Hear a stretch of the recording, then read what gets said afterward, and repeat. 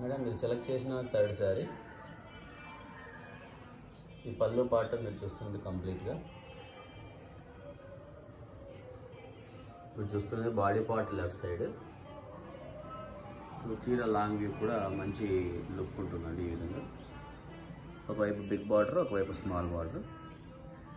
Body design అంతా కూడా flowers designs, silver జరీతో డిజైన్ ఉంది.